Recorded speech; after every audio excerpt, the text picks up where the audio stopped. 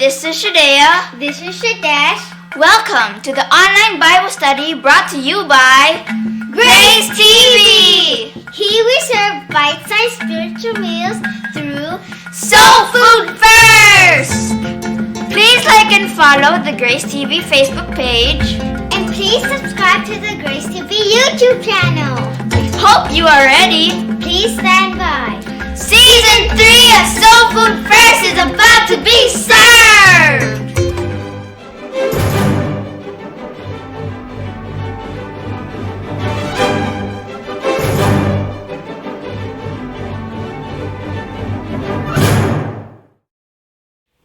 This is Pastor Dean Padayhag. Welcome to SoulFoood1st. We are still continuing our series on the psychological and emotional warfare.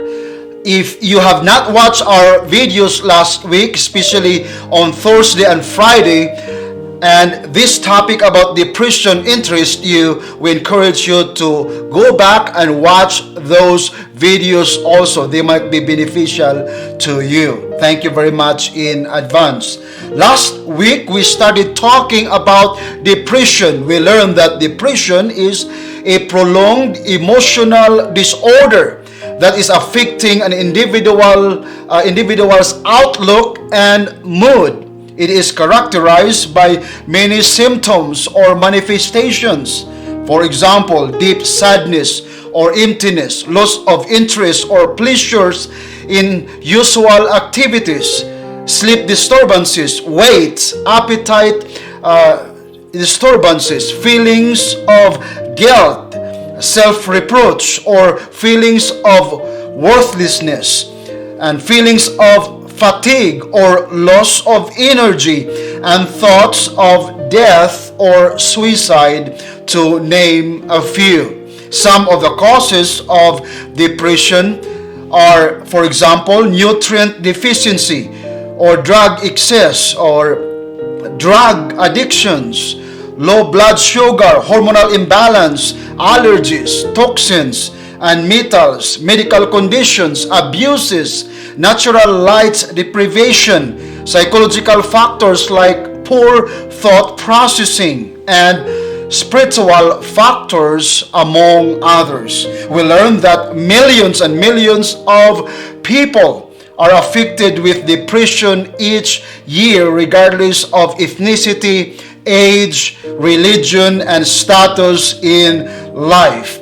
We also learned that Christians may suffer from depression in reaction to adverse situation that they experience in their lives, as well as consequences of spiritual disobedience, or they suffer depression because of setting standards and goals beyond their ability to achieve or attain.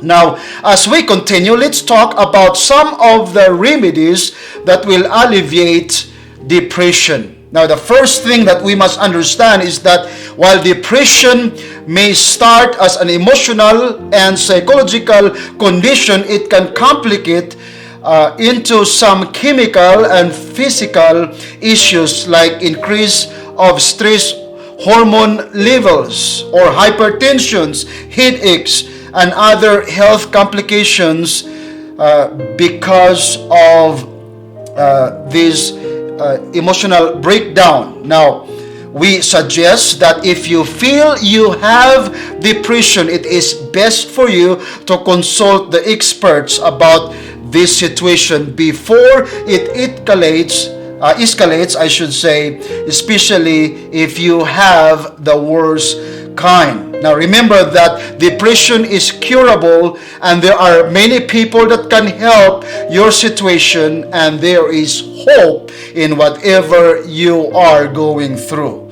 Now, since we are not experts on medicine and other pharmaceutical remedies, we will be focusing on disciplines and spiritual principles that might alleviate or help alleviate depression and other emotional conditions.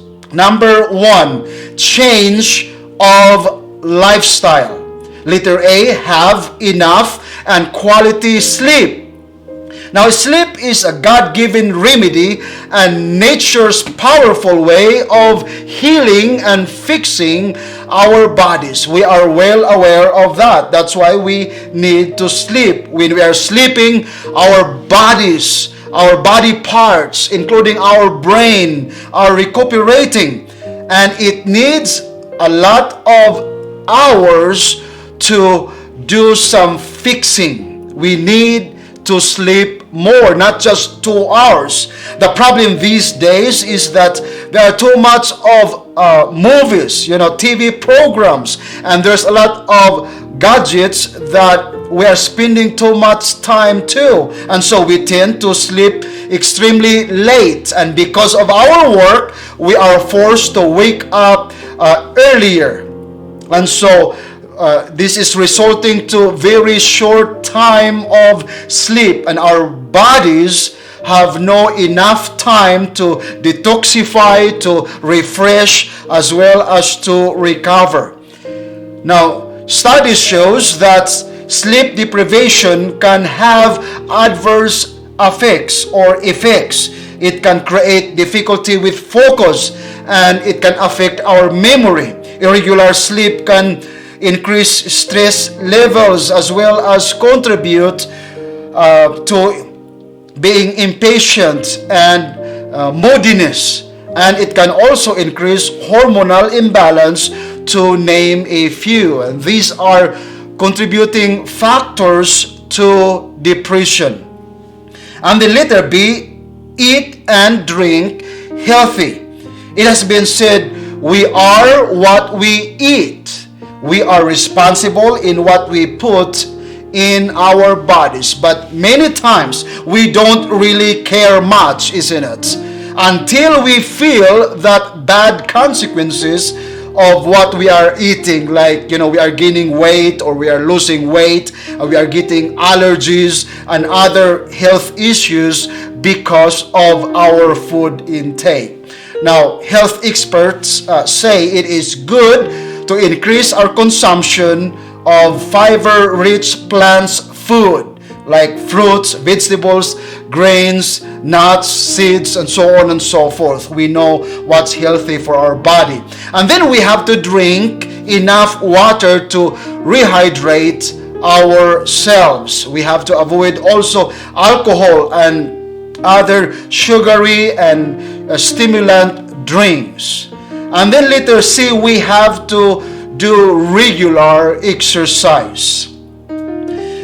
We know that physical exercise can help and affect our psychological and emotional health. So we have to do it, and we have to discipline our bodies and help ourselves to exercise also. I know that exercise, it's sometimes not for all. It's like there are people that they love exercise, others they just love to eat. And so we have to balance so that we will be healthy. We'll have a healthy body. Now, we will not be dwelling much on this lifestyle because I know we are all aware of what is right, what is good for our bodies. We just need to learn to do what is right and beneficial for our health. Let's go to number 2, thought processing.